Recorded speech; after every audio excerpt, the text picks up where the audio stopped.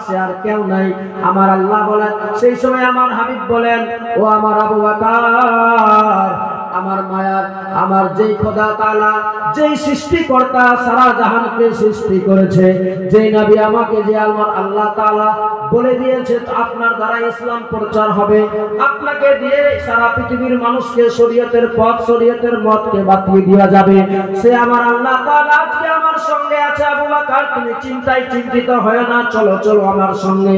দাদার বাবা ভাই, আবু বকর সিদ্দিক এমনিতেই আমার নবীর আশিক প্রেমিক হয়েছিল, দিওয়ানা হয়ে গিয়েছিল, কিন্তু তারপরেও হাজার হাজার মানুষকে দেখে যে এমনিতেই ডর হয় মনে, যে এখন যদি কোনো রকমের একটু ব্যতিক্রম হয়ে যায়, আমার যদি নবীকে যদি আঘাত করে দেয়, তাহলে আমার নবী বড় কষ্ট পেয়ে যাবে। আর আমার নবী যদি কষ্ট পেয়ে যায়, আমার আল্লাহ তাআলা বলবে, ও আবু বকর, যখন আমার নবীকে আঘাত করা হয়েছিল সেই সময় তুমিও যে ছিলে, তুমি কি দিয়ে তার সাহায্য করেছিলে?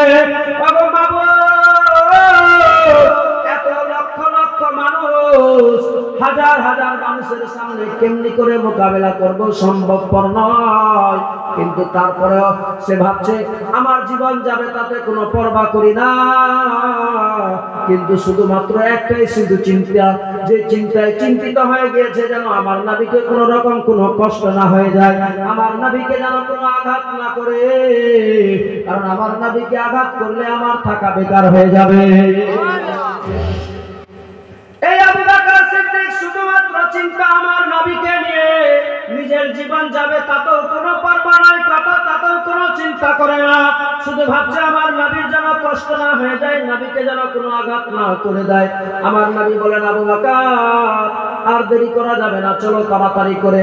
আবু বকর সিদ্দিক আমার নবীর পিছনে পিছনে, নবী আমার আগে আগে অগ্রসর হয়ে যায়, দেখছে ডানে দেখা যায় বামে দেখা যায় হাজার হাজার মানুষ অস্ত্র নিয়ে সব বল্লম ফারসা নিয়ে দাঁড়িয়ে আছে আমার নবীকে মারবেন বলে, কিন্তু বারাদার যেমনি আমার নবী ঢুকেছে ওই হাজার হাজার মানুষের ভিতরে ঢুকেছে, ঢোকার সঙ্গে সঙ্গে দেখা যায় যে লোকগুলোর হাতে তরবারি ছিল, হঠাৎ করে সবার হাত থেকে তরবারি বল্লম ফারসা সব ছুটে পড়ে গেল। সুবহানাল্লাহ, সুবহানাল্লাহ, সুবহানাল্লাহ। আবু বকর সিদ্দিক যেমনি দেখেছে, দেখার পরে সে আবার ভাবে, আমি কি সত্যি দেখছি না মিথ্যা দেখছি?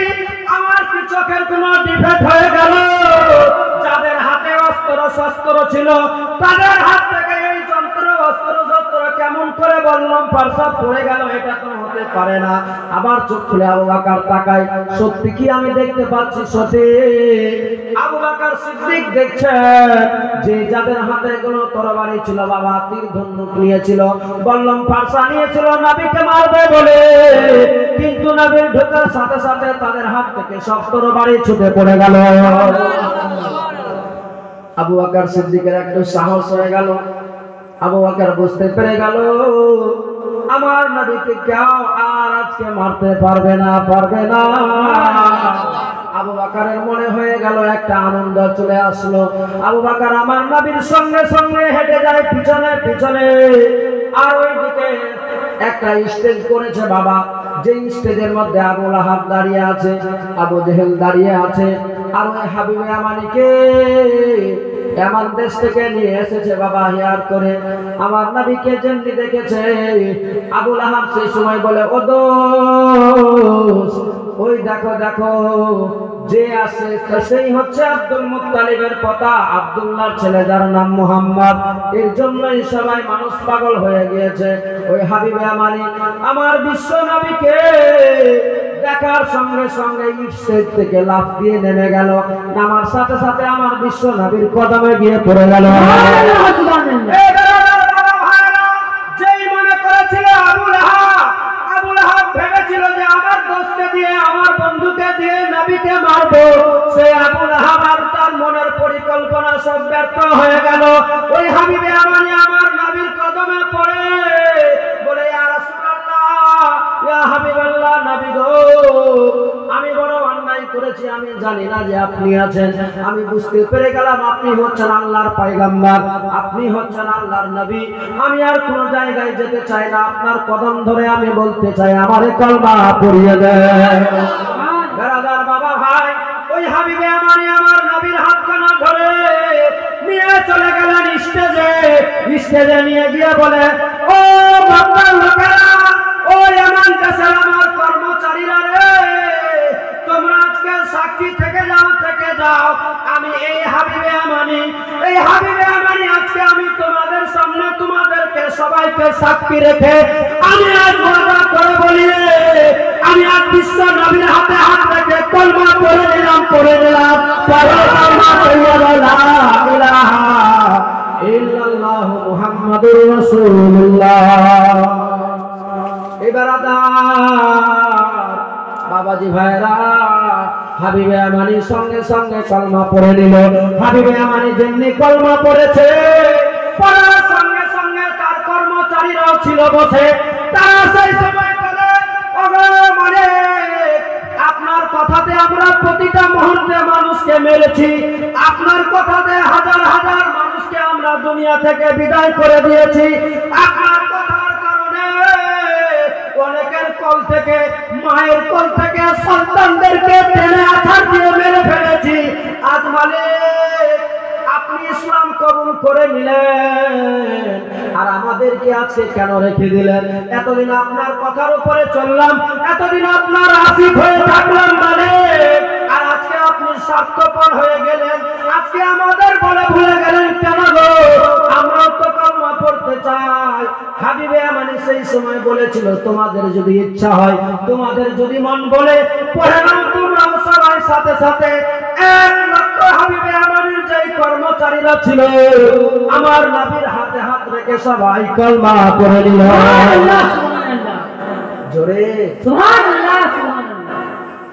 কেমন নবীর সম্মান ছিল, যে নবীর চেহারা দেখার সাথে সাথে সব মুক্ত হয়ে গেল। হাবিবে আমানি কলমা পড়ে নিল। এ বাবা, ও বাবাজি ভাইরা, ও আমার সিনহের ভাইরা, ও আমার পর্দা আড়ালের মা বোনেরা, শুনুন মনোযোগ সহকারে।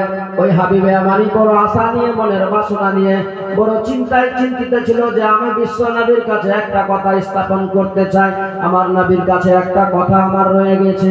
আমার ওই হাবিবে আমানি বলে, ইয়া রাসূলুল্লাহ, ইয়া হাবিবাল্লাহ, নবী গো, একটা কথা আমার কিছু জিজ্ঞেস করার ছিল, কিছু বলার ছিল। এবার হাবিবে আমানির যে ইসলাম কবুল দেখে নিয়েছে, আবু লাহাব, আবু জেহেল কে কোন দিক দিয়ে পালালো, কোনো তাদের ঠিকানা না।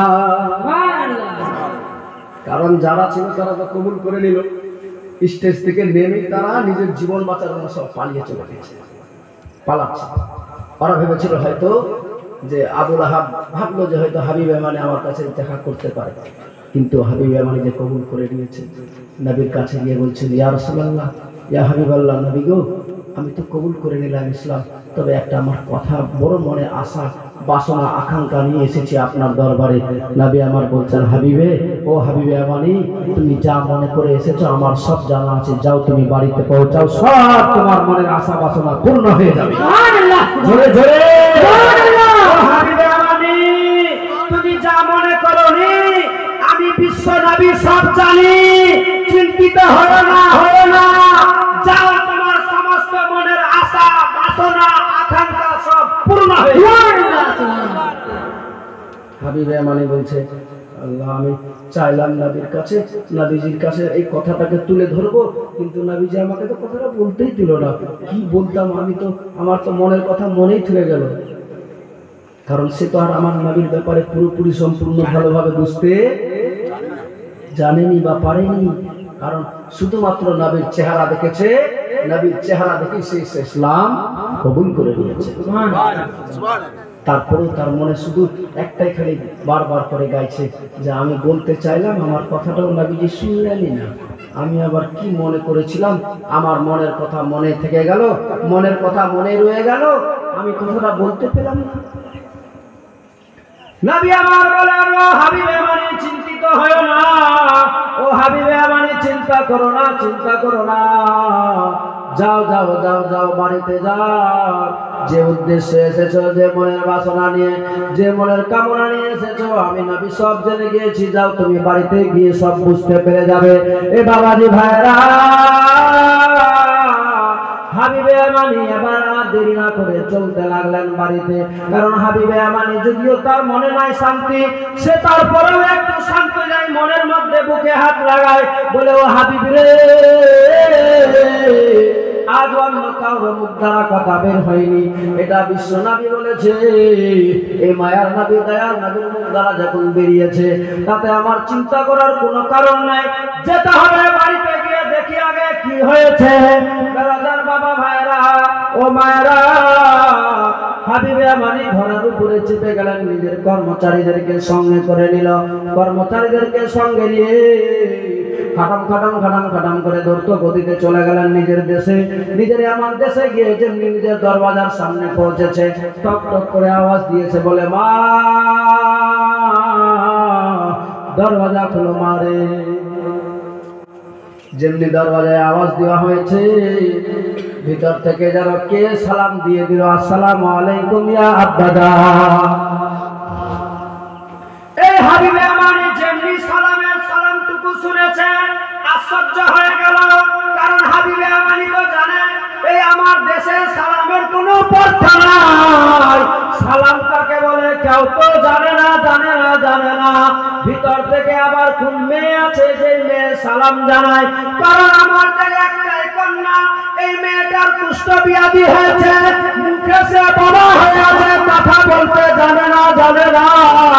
আমার মেয়েটাকে কেউ দেখতেও আসে না, আমার মেয়ে পায়ে চলতেও পারে না, আমার মেয়ের হাতগুলো পর্যন্ত অসুস্থর কারণে আমার মেয়ের হাতগুলো কমজোর হয়ে গিয়েছে, আমার মেয়েটা চোখ দিয়েও দেখতে পায় না, আমার মেয়ে মুখে বাবা কানে শুনতে পায় না। যে মেয়েটার এমন কুষ্ঠ ব্যাধি ছিল বাবা, যে ব্যাধির কারণে, কুষ্ঠ বেমারির কারণে তার বাড়ির ধারে পর্যন্ত কেউ আসতো না, দুর্গন্ধ করতো বাবা। কিন্তু দেখা যায় আজকে বাড়ির ভিতর থেকে সালামের জবাব আসছে, হাবিবে আমানি এমনিতেই পেরেশান হয়ে গেল। আমি জানি না, জানি না আজকে কেন আমার বাড়ির ভিতর থেকে সালামের জবাব আসে, আমার তো নাই জানা। সেই সময় বলে মারে কে আছো, তাড়াতাড়ি করে দরওয়াজা খুলো গো। যেমনি দরওয়াজা খুলেছে, দরওয়াজাটা খোলার সঙ্গে সঙ্গে হাবিবে আমানি যেমনি দেখেছে, আল্লাহু আকবার বলে থেমে গেল জোরে। যেমনি হাবিবে আমানি দাঁড়িয়ে গিয়েছে, দেখছে শুধু নিজের মেয়ের দিকে তাকিয়ে, দেখতে পাচ্ছে এটা আমার মেয়ে না অন্যের মেয়ে আছে। কারণ যেই মেয়ে আমার ছিল তার আকার আকৃতি গঠন সমস্ত একেবারে আলাদা ছিল। আজকে আমার এই মেয়ের গঠনটা কেন এমনি হয়ে গেল? যে মেয়ে আমার দেখতে পাচ্ছিল না চোখে, যে মেয়ে আমার কোনোদিন কানে শুনতে পাইনি, যে মেয়ে আমার কিছু জানে না, যে মেয়ে আমার ইসলাম বলে কিছু নাই জানা, সেই মেয়েটা আজকে ঘর থেকে উঠে কেমনি করে এসে সালাম জানিয়ে দিল, এটা তো আমার মেয়ে আছে। কারণ যতই আকার আকৃতি গঠন চেঞ্জ হয়ে যাক না, নিজের মা বাবা নিজের সন্তানকে কখনো ভুলে যাবে না। ভুলবে বাবা, ভুলবে? এ বাবাজি ভাইরা, হাবিবে আমানি সেই সময় বলেছিলাম, মা, মা রে, ও মা, তোরে জোরহাত করে তোর কাছে একটা আমি কথা বলতে চাই রে মা। আরে মা বল, আজকে তোর এই অবস্থা কেন, কেমনি করে হয়ে গেল, কিভাবে হলো বলতো একটু তাড়াতাড়ি করে। হাবিবে আমানি কথা শুনে ওই মেয়েটা নিজের আব্বার হাত টানা ধরে বলে, আব্বা, ওগো আব্বা, চলুন একটু ভিতরে ঘরে গিয়ে বসি, তারপরে সব কথাগুলো তুলে ধরবো। হাবিবে আমানি নিজের মেয়েকে সঙ্গে করে নিয়ে চলে গেলেন ঘরের ভিতরে। বলে মা, কি হয়েছিল মা বলো তো, একটু সত্যি করে আমার সামনে একটু তুলে বলো মা, আমি বুঝতে পারি না মা, ব্যাপারটা আসলে কি আছে, খুলে বলো তো। সেই সময় হাবিবে আমানির মেয়ে বলতে লাগলেন, আব্বা, আব্বা গো, অন্য কোনো কারণ নাই গো আব্বা, আমি শুয়েছিলাম ঘরে, দেখলাম হঠাৎ করে চোখ বন্ধ করে আছি গো আব্বা, দেখতে পেলাম যে তুমি মক্কার মতো জায়গাতে বিশ্ব নবীকে মারার জন্য গিয়েছো গো আব্বা। তুমি মারার জন্য মনের চিন্তা ধারণা নিয়ে 1 লক্ষ সৈন্য লোক নিয়ে গিয়েছিলে গো আব্বা, আমি তা তো জানতাম না। কিন্তু হঠাৎ করে আমি সবের ঘরে স্বপ্ন জগে দেখতে পাচ্ছি মক্কার ভূমিতে 1 লক্ষ সৈন্য নিয়ে, অস্ত্র শস্ত্র নিয়ে তুমি বিশ্ব নবীকে মারার জন্য গেছিলে গো আব্বা। ও আব্বা, আর তুমি হঠাৎ করে আবার বিশ্বনবীর চেহারা দেখার সঙ্গে সঙ্গে তুমি ইসলাম কবুল করে নিলে। আব্বা, যেমনি তুমি ইসলাম কবুল করে নিয়েছিলে গো আব্বা, আমি দেখতে পেলাম, সমস্ত কিছু দেখতে পাই। তারপরে হঠাৎ করে তুমি আবার আমার বিশ্বনবীর কাছে গিয়ে জানালে, বলে ও ইয়া রাসূলুল্লাহ, ইয়া হাবিবাল্লাহ, নবী গো, একটা কথা বলবো। ও গো আব্বা, তুমি আমার ব্যাপার নিয়ে কথাটা বলার তোমার ইচ্ছা ছিল, মনের আশা বাসনা ছিল। কারণ তুমি ভালো করে জানো, যারা বিশ্ব নবী হবে, যারা আখেরি নবী হবে, তারা ইচ্ছা করতে গেলে যা চাইবে সে হয়ে যাবে। আমার আল্লাহ তাআলার কাছে যদি একবার বলে দেয় এই মেয়েটাকে ভালো করে দাও, তাহলে ভালো হয়ে যাবে। আব্বা, তুমি আমার কথাটা বিশ্বনবীর সামনে বলার জন্য গেছিলে, কিন্তু আমার নবী যে গায়বের সংবাদদাতা নবী, আমার সব আগেই বুঝে গিয়েছিল। আমার আল্লাহ তাআলা বিশ্ব নবীকে সব বলে দিয়েছিল। আমার নবীজিকে, নবী যে আমার সব জানে, যার জন্য তোমারে বলেছিল হাবিব রে, যা যা যা, ফিরে যা, তুই বাড়িতে যা, বাড়িতে গিয়ে দেখবে। আব্বা, তুমি আর দ্বিতীয়বার কোনো প্রশ্ন না করে বুটের উপরে, ঘোড়ার উপরে যেমনি চেপেছিলে আব্বা, সেই সময় হঠাৎ করে আমার চোখটা যেমনি আমার বন্ধ হয়েছিল, হঠাৎ করে চোখ খোলার সাথে সাথে দেখতে পাচ্ছি মায়ার নবী, দয়ার নবী, সরকারের কারণে হাতে জানাবে মুহাম্মদুর রাসূলুল্লাহ সাল্লাল্লাহু তাআলা আলাইহি ওয়াসাল্লাম আমাদের বাড়িতে এসে হাজির হয়ে গেছে। সুবহানাল্লাহ, সুবহানাল্লাহ। ও আব্বা, দেখতে পেলাম আব্বা গো, আমার মাথার উপরে হাতটাকে বুলিয়েছে, হাত রেখেছে, আর বলে মা, তোমার আব্বা ইসলাম কবুল করেছে মা, তুমিও ভালো হয়ে যাবে রে মা, ভালো হয়ে যাবে, তুমি চিন্তা করো না মা। আমার সেই সময় আমি বলেছিলাম, কে গো, আপনি কে আছেন, কে এমন দরদি আপনি? বলেছিলেন আমি অন্য কেউ নাই, যে তোমার আব্বা যারে মারতে গেল, যে তোমার আব্বা আঘাত করতে গেল, তোমার আব্বা আমার হাতে ইসলাম কবুল করে নিয়েছে মা। মারে, তোর যদি ভালো লাগে তুই কলমা পড়ে নিতে পারিস। আব্বা গো, যেমনি আমার নবীর মুখ দ্বারা আমি কলমা পাঠ করে নিয়েছি গো আব্বা, আমার নবী যেমনি মাথা থেকে আমার পা পর্যন্ত হাতটা বুলিয়েছে গো আব্বা, বুলার সঙ্গে সঙ্গে আমার কুষ্ঠ ব্যাধি সব ভালো হয়ে গেল। সুবহানাল্লাহ, সুবহানাল্লাহ। ওরে সুবহানাল্লাহ, সুবহানাল্লাহ। আব্বা গো, তুমি মদিনাতে, মক্কাতেই ছিলে, সেই সময় আমার আল্লাহ, আমার হাবিব, বিশ্ব নেতা, বিশ্ব মায়ার নবী, দয়ার নবী এসে সশরীরে আমার কাছে দাঁড়িয়ে গিয়েছে।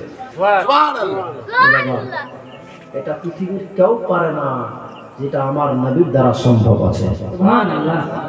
হাবিব মানে ওখানে কোথায়? মক্কায়, যেখানে আমার নবীজি বললেন যে যাও, তোমার মনের আশা পূর্ণ হয়ে যাবে। কিন্তু তারপরে আমার আল্লাহ আমার বিশ্ব নবীকে রুহানি সুরতে পৌঁছে দিলেন ওই ইয়ামান দেশে। ওই মেয়েটার মাথা থেকে পা পর্যন্ত শুধু খালি একবার হাতটাকে বুলিয়েছে, হাতটা বোলার সঙ্গে সঙ্গে যে ব্যাধি, রোগ, বেমারি ছিল, সেই বেমারিও ভালো হয়ে গেল। সাথে সাথে যে মেয়েটা চোখে দেখতে পাচ্ছিল না, কথাও বলতে পারছিল না, সেই মেয়েটা আল্লাহ তাআলা আমার বিশ্ব নবীর ওসিলাতে তার মুখের জবানও ফিরে গেল, চোখ দিয়ে দেখতেও পেল, সে আবার ইসলাম কবুল করে নিল। আমার নবী ছিল আদর্শ বাবা।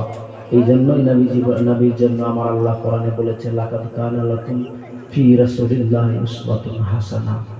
এই বাবা নবীজি আমার পৃথিবীর মানুষকে সমস্ত কিছু বুঝাচ্ছেন, শিখাচ্ছেন যে দেখো, ইসলাম একটা এমন জিনিস, শান্তির বার্তা, এখান থেকে তোমরা সব কিছু পেয়ে যাবে।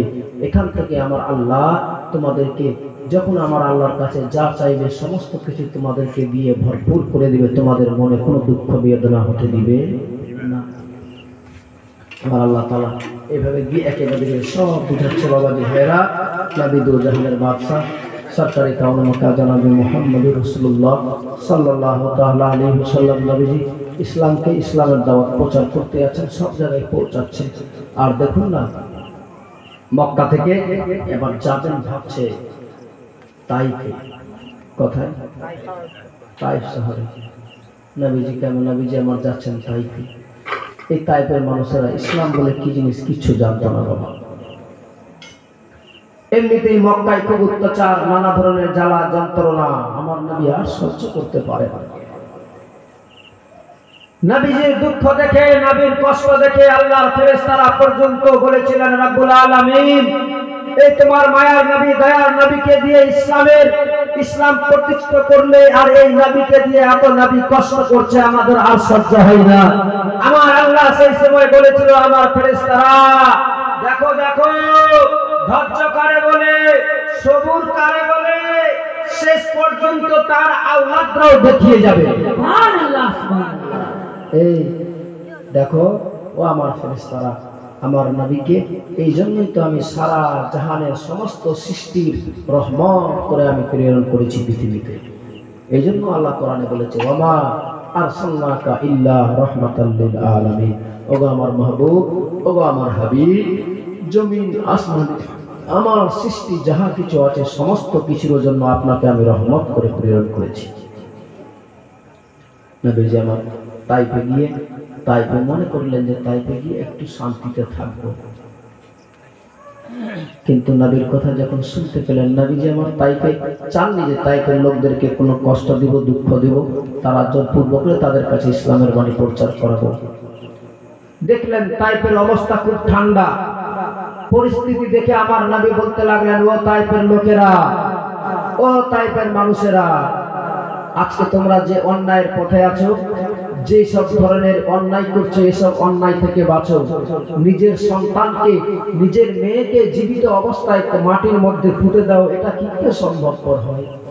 এটা মানা যাবে না গো, এটা মানা যাবে না, মানা যাবে না। এটা কি করে করতে পারছো?